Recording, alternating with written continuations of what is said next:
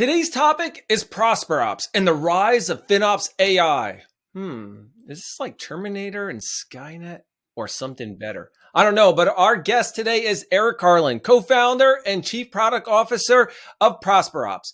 You know, it's a FinOps SaaS platform that uses AI, and yes, true AI, optimization algorithms, and real-time execution engine to deliver maximum hands-free savings outcomes.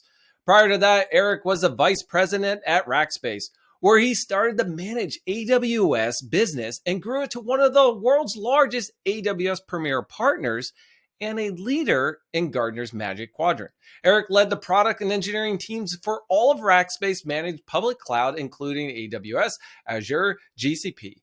He has extensive experience in hundreds of complex at-scale customers optimizing their costs on cloud. Please join me in welcoming Erik to the show. Erik, thanks for joining me. Hey, John. Great to be on. It's a pleasure. So, Erik, you're in Texas, and I have to jump to this right away because I was just out there recently, and I did not get a chance to go back to some good old-fashioned brisket. Man, let's talk barbecue real quick because that's near and dear to my heart compared to cost savings. Yeah, you missed it. Texas is the capital of barbecue, and Austin in particular. We were chatting about this earlier. If you go to the website Masterclass and you look out, the master that they've selected that can create the best brisket in the world. The class is taught by Aaron Franklin, who owns Franklin's Barbecue in Austin, and so it's quite an experience there where people in Austin actually line up and stand in line all day. It's almost sort of a team building exercise for some organizations just to wait to get to have just a taste of Franklin's Barbecue. So lots of good brisket in Austin next time you're down. We'll definitely take you out to enjoy it. The last time I was at Austin, now I don't remember the name of the place, but I was at Keller. They had one called Heart 8, and it was like, first of all, when you line up and you pick the meat that you want, right? I was like, oh, this beef rib, I want this nice one. And I'm like, one? I want a couple of those. Yeah, I think I could only eat one, and I'm glad I got one at the time. It just melts in your mouth, the food. Yeah. If you've never had good Texas brisket, you don't know what you're missing. A good brisket will absolutely just kind of melt in your mouth. It's incredible. Erik, this is making me hungry. I'll be right back. I'm coming. The next time I'm there in Austin, I gotta make some time to just go to I would like to go to Franklin's, but I don't think we have an all day to hang out and just wait to get in there. I heard you got to wait in line, and they like take your mention. They make sure they have enough for you, and then best come best serve afterwards. Yep. Yeah, I think Franklin's is an experience if you have sort of all day. If you don't have all day, my recommendation for folks looking for brisket in Austin is to go to Terry Black's. Incredible. Like I always describe, it's almost like product development. There's kind of like an asymptotic, you kind of, as you approach perfection, it's sort of asymptotic. And, Franklin's is kind of like as close as you can get to perfect barbecue, but Terry Black's is maybe one notch back without having to stand in line. And, it's delicious. Our CTO he grew up in Austin. He's a barbecue connoisseur. And, I think it was in high school or somewhere earlier in his life, he actually built the e-commerce system for the Black family to ship barbecue all around the country. So it's my own personal experience. And also we've kind of got like a connection to the Blacks just through other co-founders. So highly recommend Terry Black's if you want to looking for a good barbecue place in Austin. Okay, Erik, while this topic is not around the barbecue in Texas, is definitely really important. Maybe we should have a podcast about that and the cost savings around great barbecue. We'll get our CTO on to do the barbecue podcast. He can do it much more justice than I can. All right, that sounds good. So, Erik, today we're talking about ProsperOps and the rise of FinOps and AI. Wow. Erik, I got to tell you, it really feels like ProsperOps has been around a lot longer than 2018. And, one would say that you're like a rising star in the FinOps space. What's your story and how did it happen? Yeah, well, first of all, it's always humbling to me when people talk about ProsperOps in that context as rising star, and even kind of knowing the name. I can remember sitting around debating names, working with our initial design team to come up with sort of logos and colors, and it's just very humbling, as an entrepreneur for people to kind of know who you are and what you do, and so it's really exciting to sort of hear that. Our story is an interesting one. We, as you mentioned in kind of my intro, there's 3 founders to ProsperOps. We all came from Rackspace, and the 3 co-founders actually started the managed AWS business at Rackspace, as Rackspace was changing its strategy to really sort of also embrace kind of third-party public clouds beyond just Rackspace's infrastructure. And we were, I kind of led the product and engineering team, and we were very, we built a lot of tooling. We integrated third-party tooling. I have a lot of experience with what I'll just kind of refer to as kind of 1.0, like cloud cost tooling, CMPs, that sort of stuff. And, we were sort of taking arguably the best of breed tools, and we were combining them with, FinOps wasn't even a discipline. This is in like 2016 timeframe, 2017. It wasn't even really a discipline, but we were taking sort of, very capable, cloud engineers, marrying them with this tooling. And, we were getting just really what I would consider to be suboptimal outcomes. It was very frustrating. And so we took a step back and said, what are we missing here? Like, how do we really create very consistent, very high quality, sort of outsized, outcomes for customers? We were generally operating with 2 areas that people needed help with: security and cost optimization. Those are generally sort of the top 2 areas. We really sort of focused on cost optimization and said, how do we go and reset and rethink this? And what we realized is, you really have to remove the human from the equation in order to get outsized outcomes. It's not that humans aren't smart and capable, that it's not the case at all. It's just that the cloud has become so dynamic, and there is so much change, and there's so much work to do, that what you really need is a system that is continually watching and executing very advanced sort of strategies to sort of create outcomes. And so that was like the impetus for ProsperOps is how do we take and basically provide what we call autonomous cloud savings?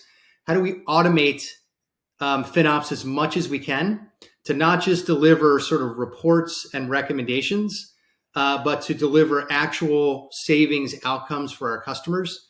And that was kind of the genesis. And so we started ProsperOps in 2018, and I've just been growing the company since. So we took kind of an interesting path in terms of like a tech startup, where we took a seed round.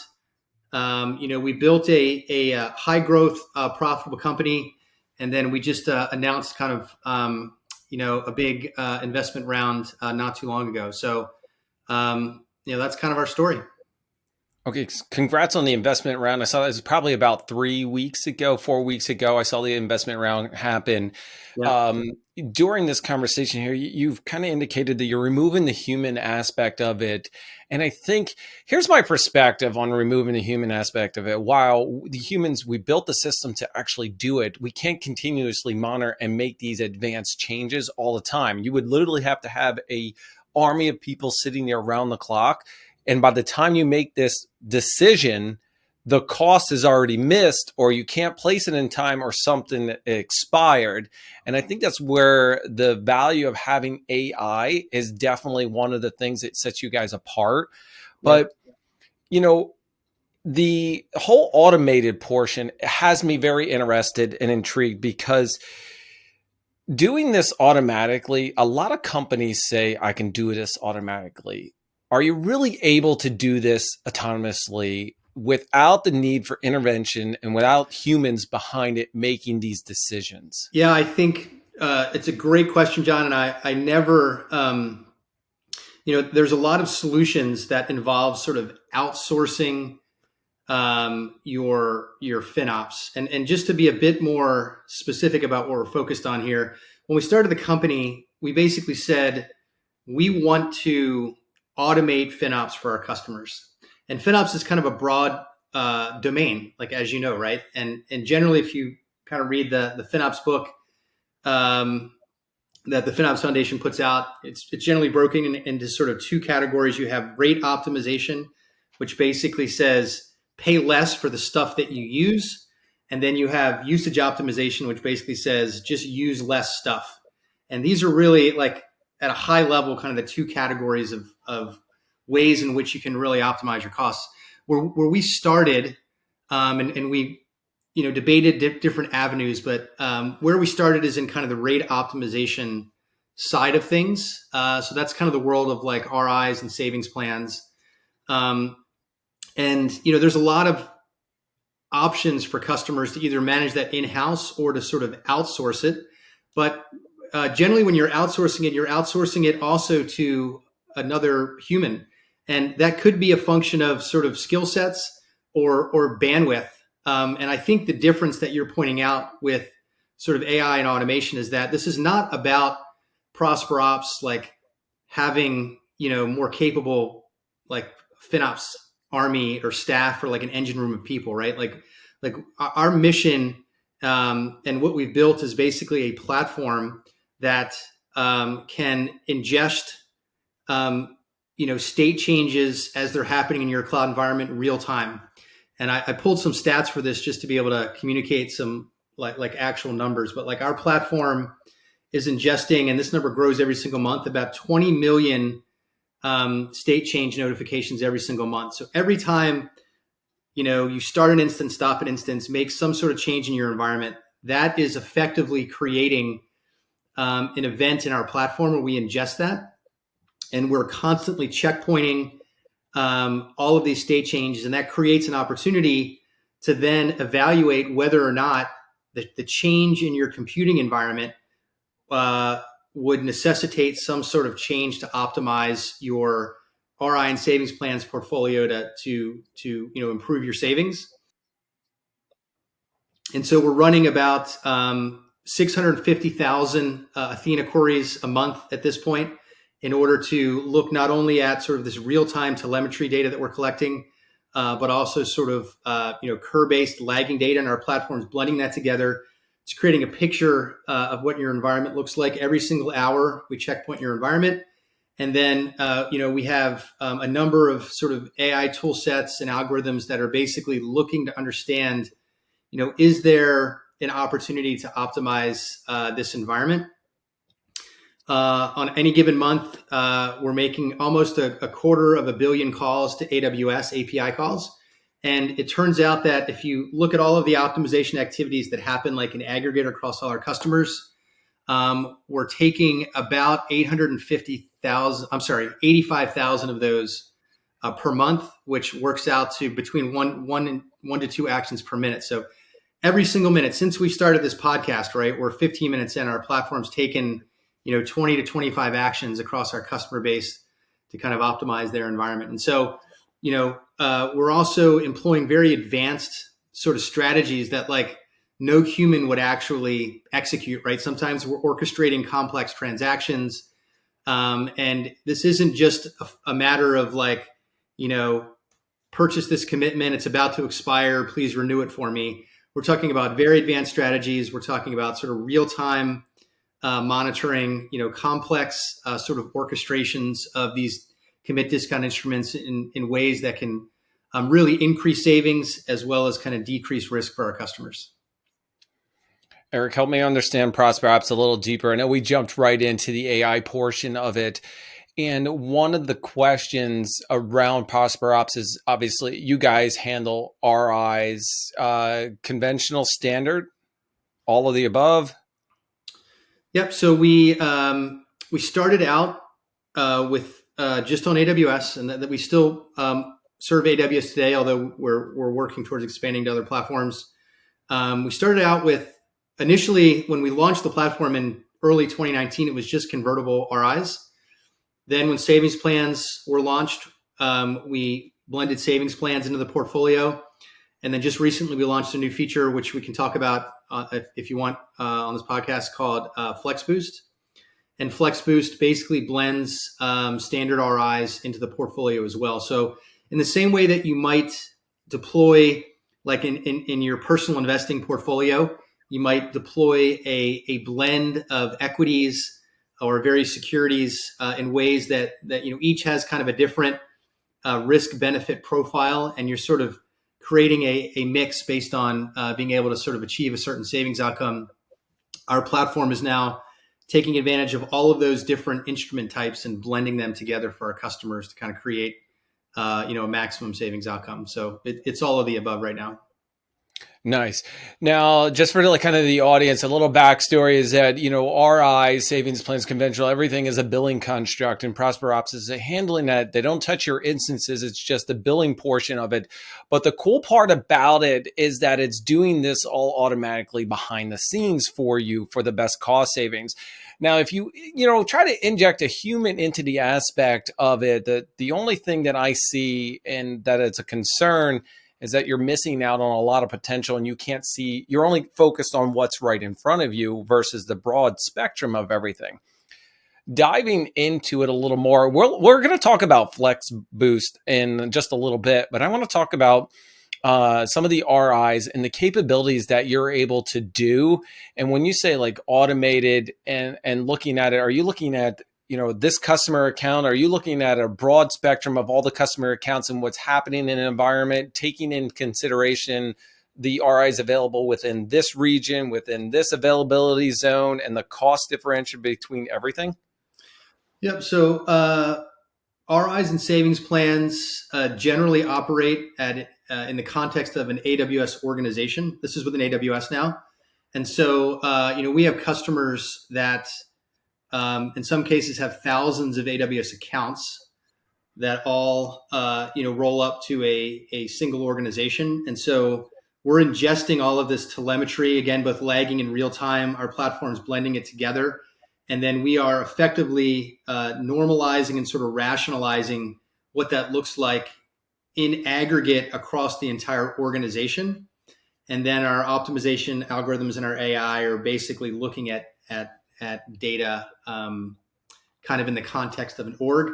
Our platform is also multi-org in the sense that we also have customers that support that have multiple organizations, but each of those is sort of managed, at least right now, on an independent.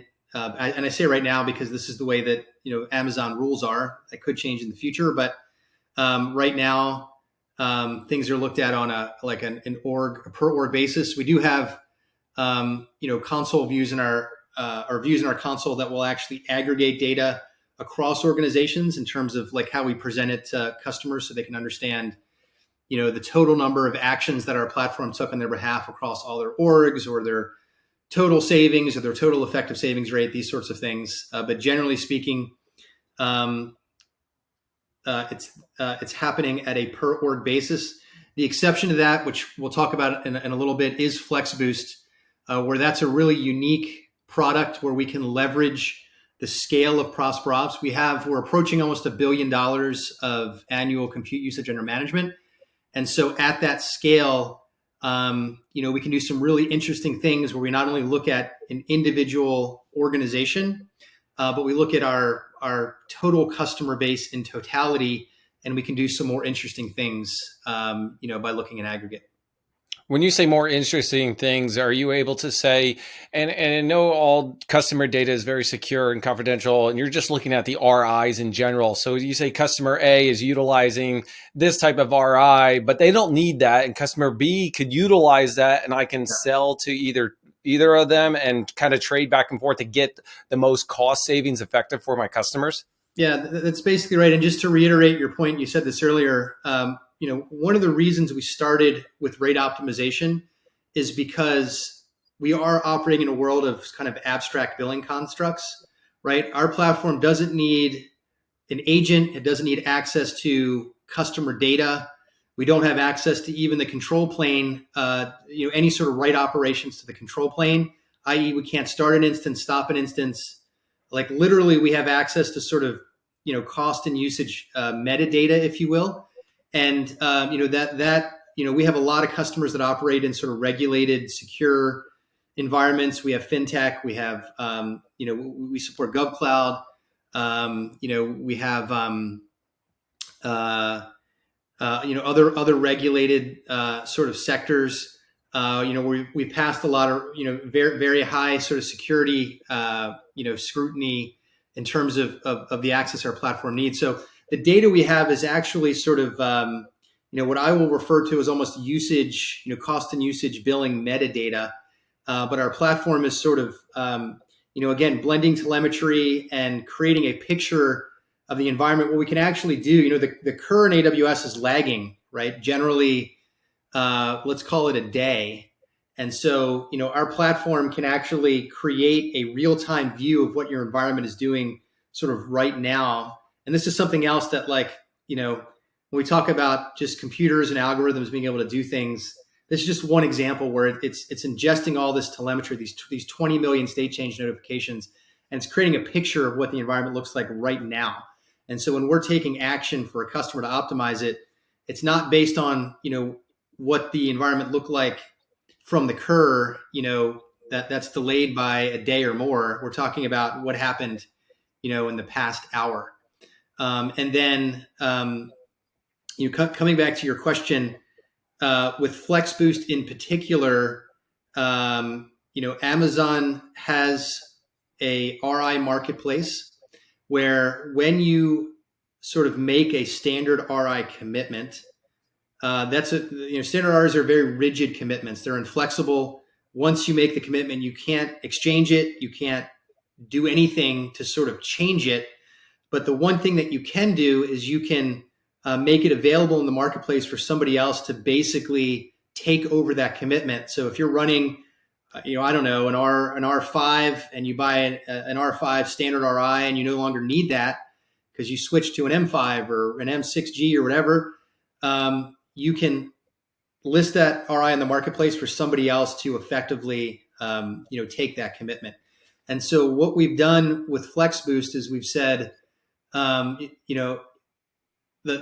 general challenge with the marketplace has to do with like RI liquidity and kind of counterparty risk, right? So if you buy standard RI and you list it, you have no kind of assurance that someone else is out there that's going to be able to take over that commitment. So you make that commitment and it's a rigid commitment and you're stuck with it if you can't dispose of it on the marketplace if you don't need it. But how do you know if that's actually something that someone else might actually, take from you if you don't need it? And so, again, because we now have almost $1 billion of annual computer under management, what FlexBoost is doing is it is strategically and intelligently layering in standard RIs into our customers' environments, specifically in regions and in instance types where there is sort of a mass of those in use across our customer base. And we have various algorithms that de-risk and shard across our customers so that we don't, so that commitment is kind of spread. But what that basically means is that if customers' usage changes at any time, and by the way, let me point out too, we don't require any communication with our customers about, what their usage patterns are going to look like in the future. Often, if someone is kind of doing this by hand, they're talking to the teams, doing capacity planning, trying to figure out, are we going to increase our usage, decrease our usage, et cetera. Like that all goes away with ProsperOps. Our algorithms are able to just watch what happens in real time and then just change the environment to match. And so when we built FlexBoost, we wanted to continue with that like low context, sort of autonomous experience for our customers. And so basically the way it works is, our platform is automatically deploying standard RI commitments. And if a customer's usage goes away, our platform sees that. And we are able to basically, be what's kind of referred to as a market maker, where in the same way, like you might have if you sell your house, you might have an agent that brings the buyer as well. And so they'll be able to sort of be a market maker because they can sort of connect the seller and the buyer as one agent. And that's effectively what ProsperOps does, where, before we even list that particular commitment on the marketplace, we already know who the buyer is. And so we can list it and then in the account of our other customer, we can sort of buy that particular commitment. And so through the marketplace and in looking at our customers' usage in totality, we can sort of shift commitment between our customers safely. And this is another advantage, again, of just sort of an algorithmic approach, an AI approach, where this, it's doing things that just a human at an individual company, couldn't do, or just most of the time wouldn't have the time to do. Like I want to reiterate the point. There's so many super capable, FinOps practitioners and teams out there. In our view, this is really a function of just certain things being so complex that it's really only achievable through algorithms and sort of real-time execution engines. And the cloud is just getting so dynamic, so complex.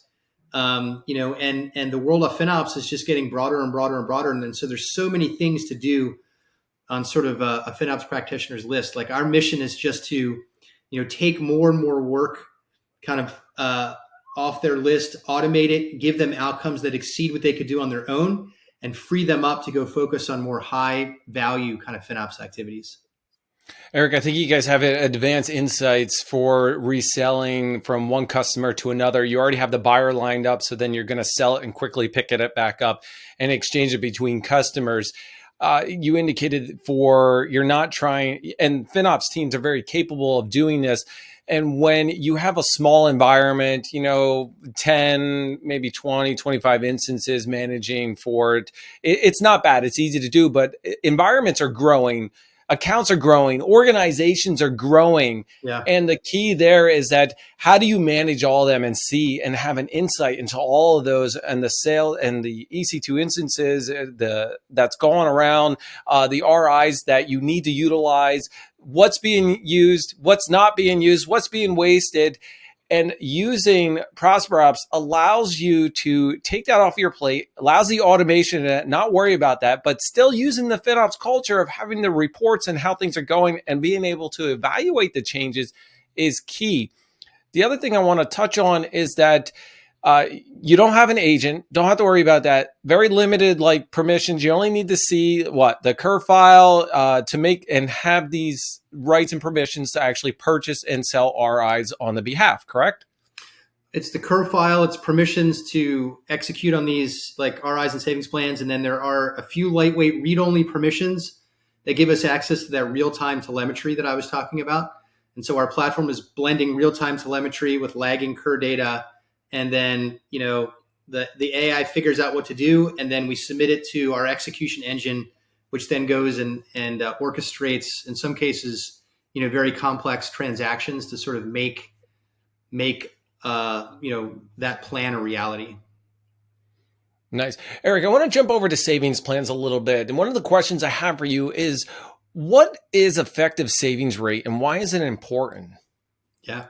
So, you were mentioning this idea of, in a smaller environment, it's generally, manageable. There are a lot of advanced strategies that our platform executes on behalf of our customers. We're now with FlexBoost, we're now bringing, not just kind of advanced strategies, but we're bringing the benefits of our scale to our customers where, the larger ProsperOps grows, the larger the FlexBoost layer is, and therefore the more savings our customers get. So, you're getting advanced strategies, you're getting the benefit of our scale. But at the end of the day, the only thing that really matters for customers, or I should say the chief thing that matters is, are we doing as good, are the results that our platform is generating for our customers, are they as good or better than what a customer could do on their own? And this is I used kind of personal investing as an example earlier, and we kind of like that as an analogy. In fact, we kind of base the company off of in the personal investing space, you have, say E-Trade, which is like a DIY platform where you log in and they give you all sorts of reports and recommendations, and you can research equities and decide when you want to buy and sell. And so we kind of view that like the V1 CMP tooling, right? You can log in, there's tons of reports, there's tons of recommendations, but ultimately it's on you to decide, what you want to do. Then you have kind of human advisors, that can manage your money. And you generally have to pay them, a substantial fee because there's humans involved in doing that activity. They have expertise, maybe more than you have. They can generate higher returns. That would almost be like outsourcing your RI and savings plans management to say a managed service provider or something where there's a human's going to sort of take over those activities. What emerged in the personal investing space is this concept of a robo-advisor, which is basically, algorithms, AI. They're watching the markets in real time, and they are, you define a set of constraints in their platform that govern how their algorithms execute on your behalf and manage your investments on a day-to-day basis. And that was really kind of the model for ProsperOps in the early days. In fact, our original tagline was the robo-advisor for cloud, until we realized that no one knew what a robo-advisor was. So we had to go redo the tagline. But conceptually, it's the same thing where what our customers do is they define a set of constraints. There's a few settings in our platform. Customers define those settings, and then our platform will autonomously execute within those constraints, very similar to a robo-advisor. And the question with all of those options, right? Do it yourself, human advisor, robo-advisor, is like, who can generate sort of the best outcomes, like in terms of ROI, right? And so what we realized when we started ProsperOps is that there is no FinOps cloud savings metric that kind of quantifies how much you're saving, right? If people are familiar with RIs and savings plans, they're probably familiar with concepts like coverage and utilization, right? How much of your usage is covered with a commitment? Of the commitment you've deployed, how much of it is actually matching and used versus being unused. And these are not unimportant metrics, but they're kind of input metrics. They don't actually tell you at the end of the day, what was my savings rate? Like, how much did I get off list, right? You go to Amazon's website and they say you can get up to 73% off list price. Well, that's like some super obscure random RI that's not what people actually get. What do people actually get? And we realized this doesn't exist. This metric does not exist in the world of FinOps. And if we are going to create a platform that isn't just going to deliver recommendations, but it's going to deliver an outcome, we need to have a definitive, quantifiable way of customers measuring what was your savings rate before, what was your savings rate after ProsperOps, what's your savings rate if you want to consider option B or option C. And so that's basically where effective savings rate was born. If your listeners want to learn more, they can go to effectivesavingsrate.com, and we have a very simple microsite set up with some blogs that we've written, and actually a Google sheet where you can calculate your own effective savings rate. But the key thing here is that this is not a ProsperOps. I mean, we sort of created this metric, but it doesn't favor ProsperOps. There's nothing special about it for us. It's a completely cloud agnostic metric. You can calculate ESR on AWS, Azure, GCP, and really the formula is quite simple. All it says is the numerator is how much did you save off the list price, right? So if your on-demand rate was $1 and you saved 30 cents, then your numerator is 30 cents. And the denominator is what would you have spent if you paid the on-demand rate. And in this case, it's $1. So if you save 30 cents and you would have spent $1, then your effective savings rate is 30%. And so the concept of ESR is very simple.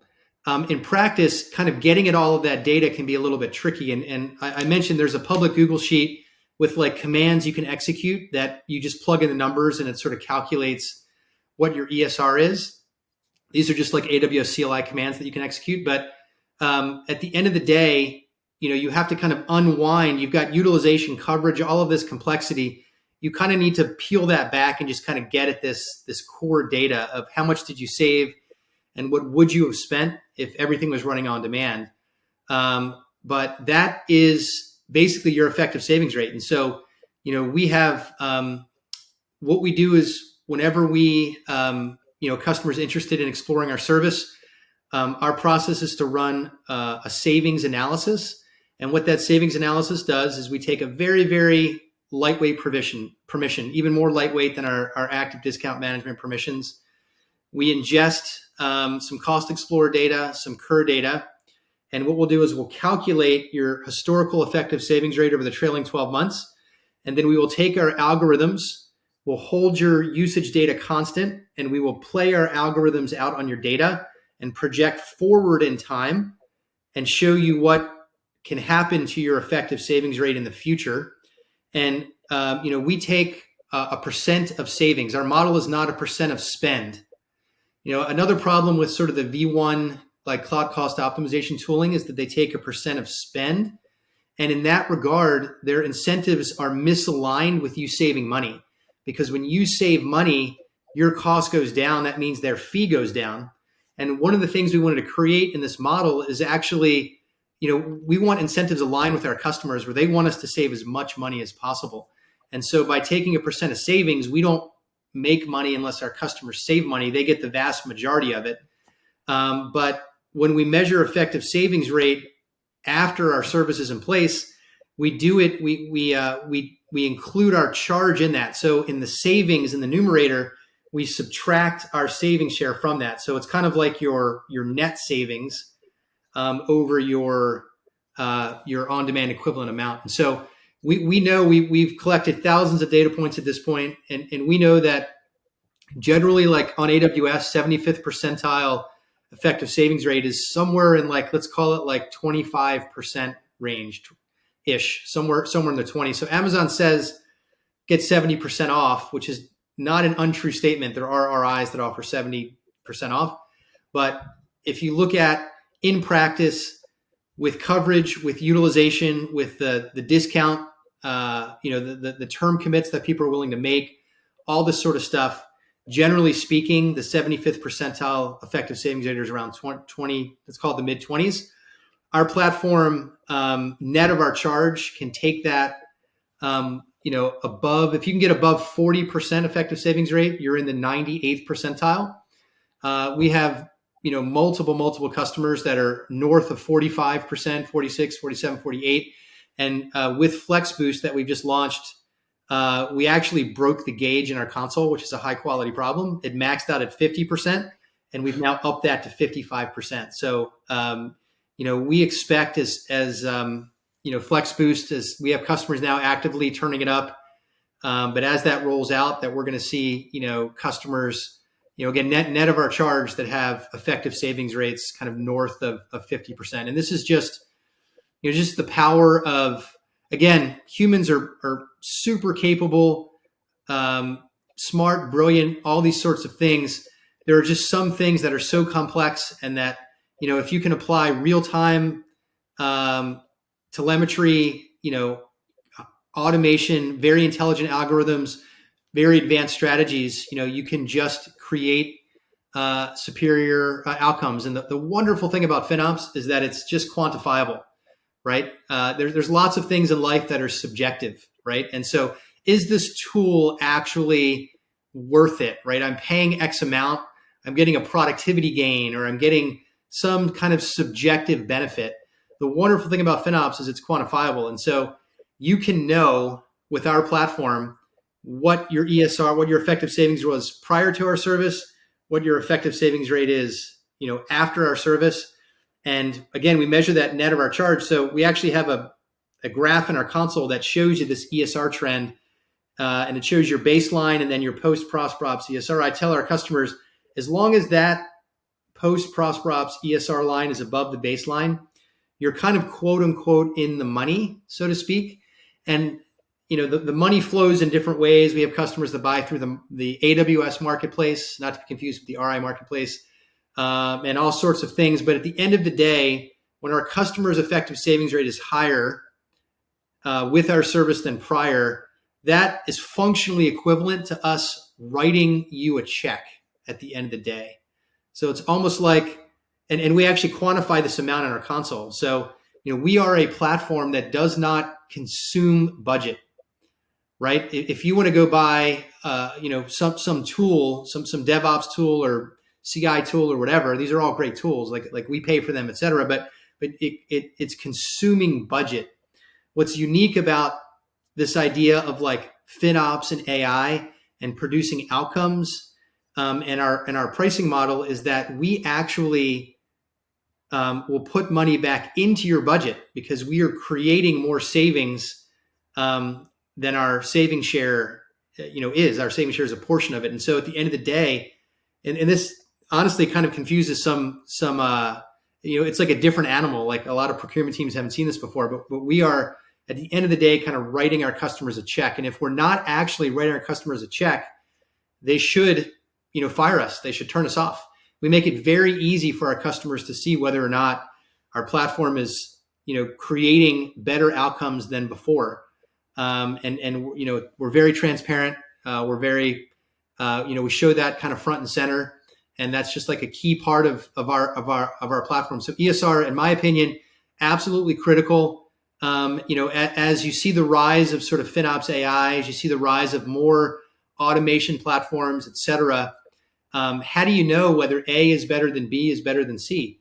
Well, that's the same as like, again, going back to personal investing.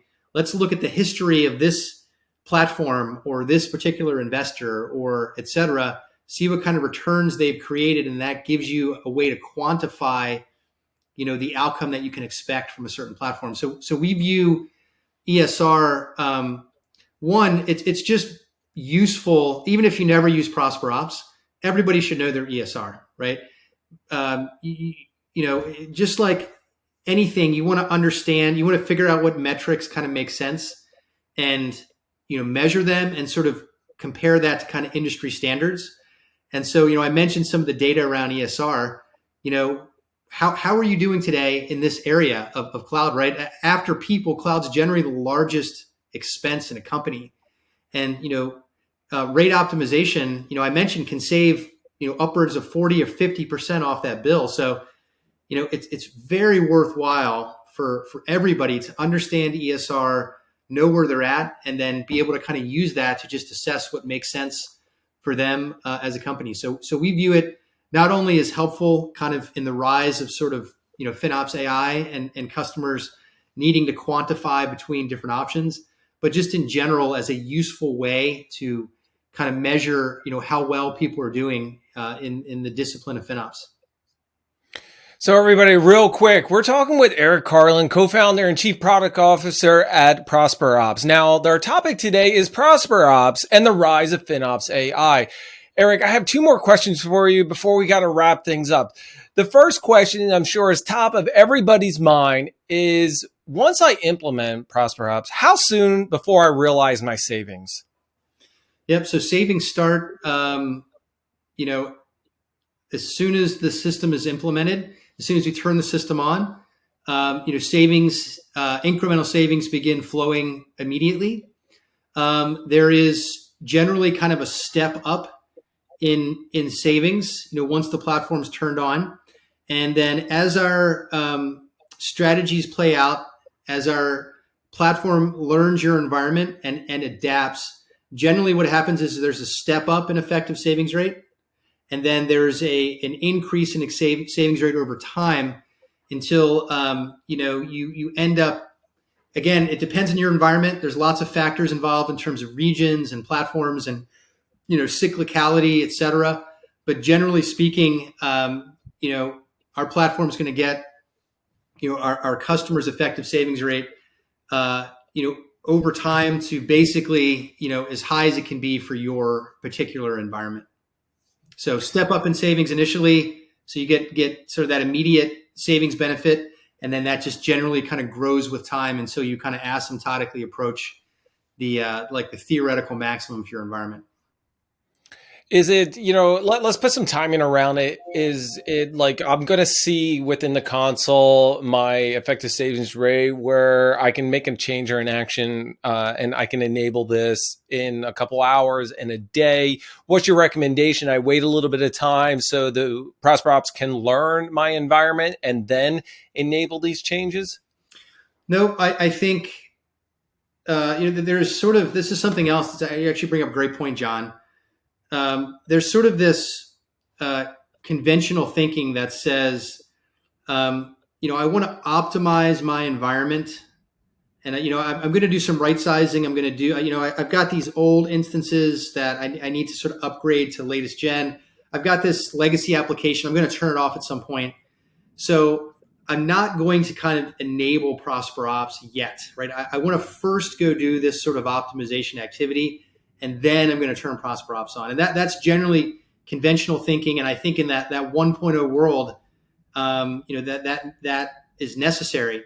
I think another benefit of sort of AI, automation, ProsperOps, real-time watching your environment, being able to do advanced strategies to both increase as well as decrease your commitment is you no longer need to do that, right? You just turn ProsperOps on, point us at your environment. It's going to generate incremental savings, and you don't need to perfect your environment before you do that. If you want to change out your instance types, go for it. If you want to decommission that legacy application, go for it. Whatever you need to do in terms of continually, right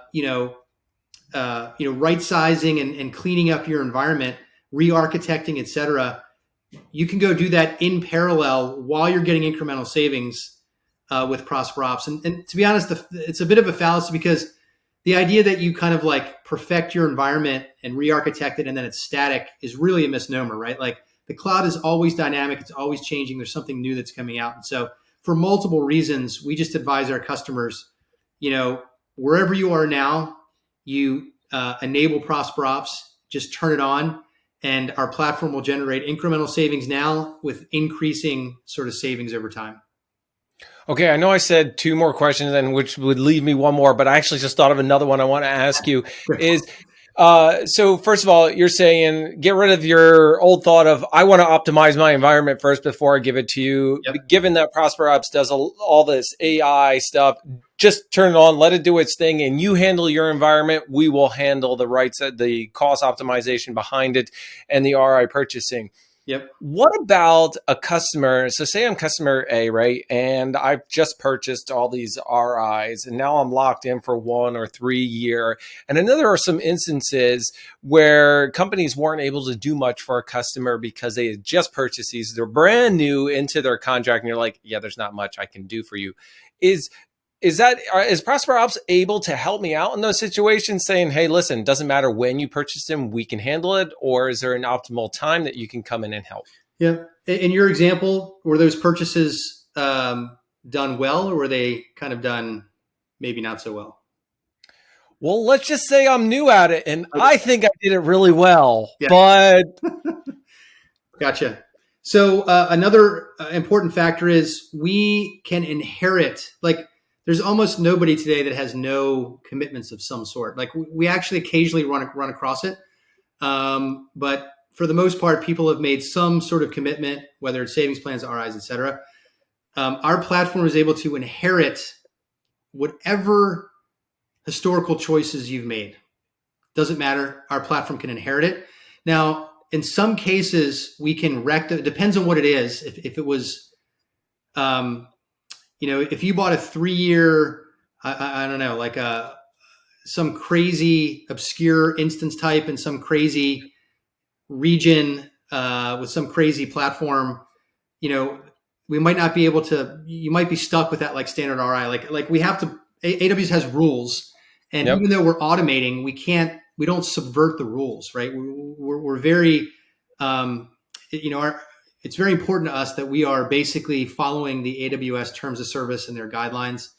That's not always the case with providers, by the way. I don't really want to say more about that, but just so your listeners know, you've got to be careful. There are certain techniques being deployed out there that aren't things that I would recommend customers do relative to the AWS terms of service. But suffice to say, if it is adjustable, like our platform will can sort of fix historical problems, that may exist.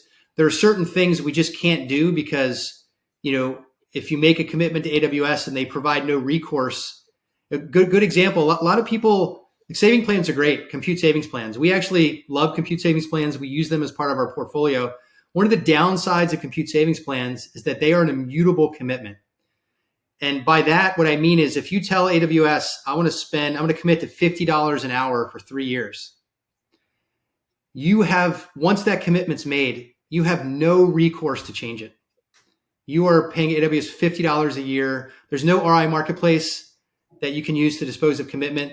With convertibles, there are advanced strategies where you can reduce hourly commitment. You can't do that with savings plans. So if we come across a customer and they've purchased lots of compute savings plans and they are very highly, like dangerously high in their coverage or overcommitted, that's an example of a scenario where just by nature of the platform, there's nothing via automation or AI that we can do to rectify that until those expire. So there are certain cases. I mean, this is sort of why we advise customers, to engage our platform, because we're going to create a portfolio that sort of avoids this scenario. But if we do encounter a situation like that, we may be able to fix it or we may not. It just sort of depends on what AWS rules allow us to do.